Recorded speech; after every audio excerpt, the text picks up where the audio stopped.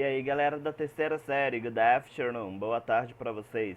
Vamos iniciar o módulo 6, number 6 do nosso material didático que diz The proof of the pudding is in the eating.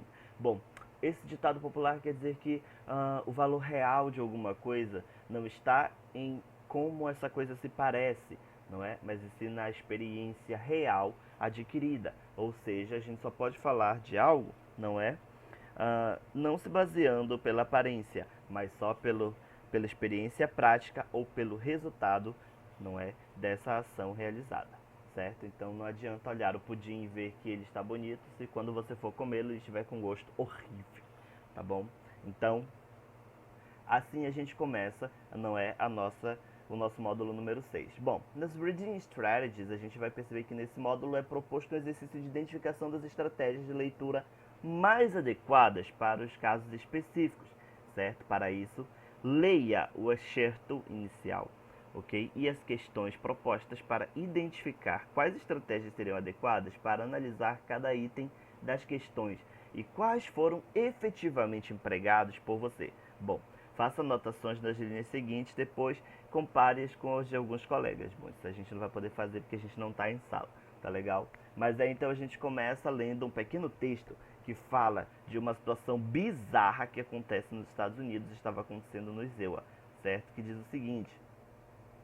Bom, aqui nós temos: Young people are throwing parties, coronavirus parties with a payout when one gets infected, official says. Bom, então a polícia disse, não é? Isso aqui é uma notícia da CNN, que jovens no Alabama que têm coronavírus, certo? Estão participando de festas, ok? E eles pagam um valor para quem, né, se infectar primeiro. Olha só que loucura, tá? Então isso é muito doido. Tipo, eles vão à festa, não é?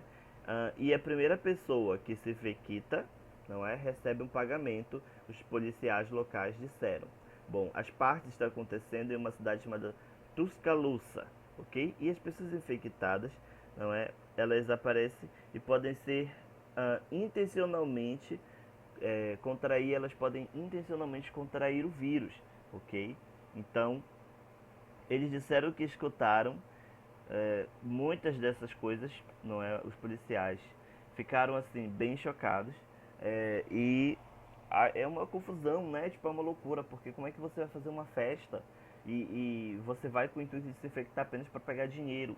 Se você morrer, esse dinheiro não vai servir de nada, pelo amor de Deus, tá?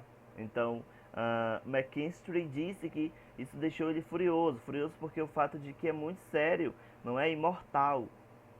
E pelo amor de Deus, as pessoas não é apenas irresponsabilidade, mas também de que você pode contrair o vírus e levar para sua casa, para os seus pais e seus avós.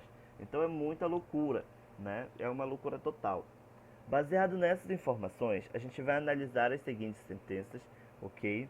E vai marcar aqui 4 questões com as informações principais. Bom, analise as seguintes sentenças, ok? A ideia principal ou o tópico central do texto, ok? Estão posicionados no título e no primeiro parágrafo. Será? Depois, o segundo parágrafo dá detalhes sobre o tópico. A terceira informação. No excerto, não é? Duas pessoas são nomeadas que comentam os tópicos, expressando as opiniões delas. Será que foram duas pessoas apenas que se posicionaram no texto? Ok? E as pessoas infectadas e não infectadas são bem-vindas nas festas mencionadas. Será? Então, quais dessas informações são verdadeiras? A, B, C ou D? Não é? Vocês vão ler aqui apenas as preposições 1, 2, 3. Apenas as sentenças 2, 3 e 4 são corretas. Apenas 1, 2 e 4 são corretas. Apenas 1, 3 e 4 são corretas. Depois, vocês vão ler para mim as informações com true or false, certo? Dos itens 2, 3 e 4, já na página 191. E aí a gente chega no present continuous, que é o nosso assunto, tá? Da aula de hoje. Bom, present continuous ou present progressive pode ser avaliado, ou melhor, utilizado em diferentes circunstâncias e com finalidades distintas.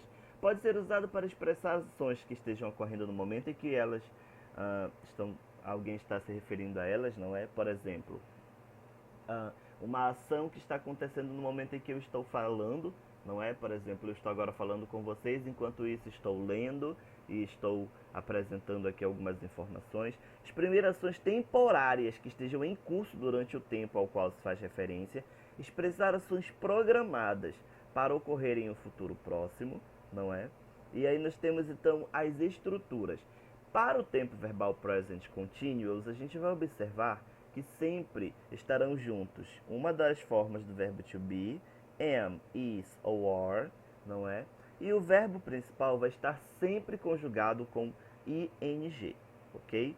Olha só, temos aqui algumas outras informaçõezinhas, não é? Que geralmente são utilizadas para falar sobre present continuous. Aqui a gente tem uma pergunta, what are they doing? E aí a gente começa a trabalhar com present continuous. Olha, a primeira ideia de present continuous é usar o present continuous para falar sobre ações que estão acontecendo agora, nesse momento, certo? Depois,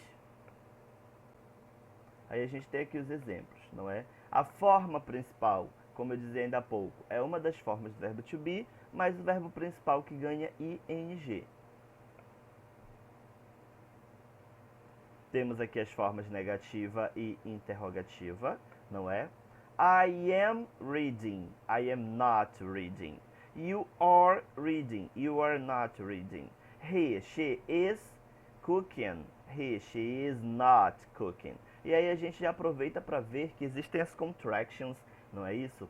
Com am not, aren't, ok? Ou isn't, aren't reading, isn't cooking, ok? E assim sucessivamente.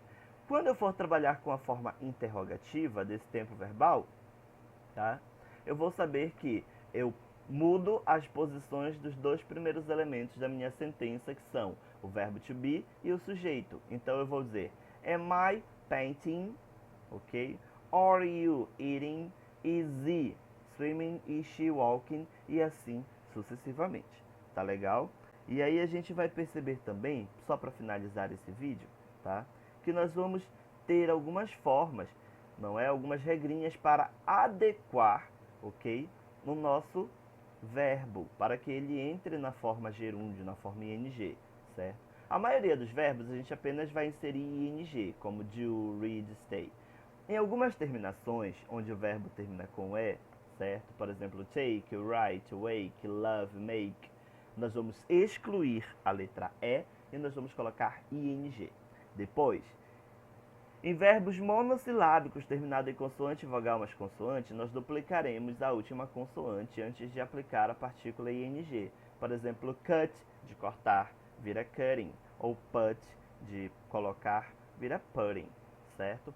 Também pode acontecer como swim, pode acontecer como stop, certo? Então, quando forem palavras monossilábicas, verbos monossilábicos, a gente faz a duplicação de consoante, vogal, consoante. E aí, baseado nessas informações de hoje, nós vamos fazer a nossa atividade. Tá legal, galerinha? Então vamos agora para o nosso ambiente virtual. Let's go!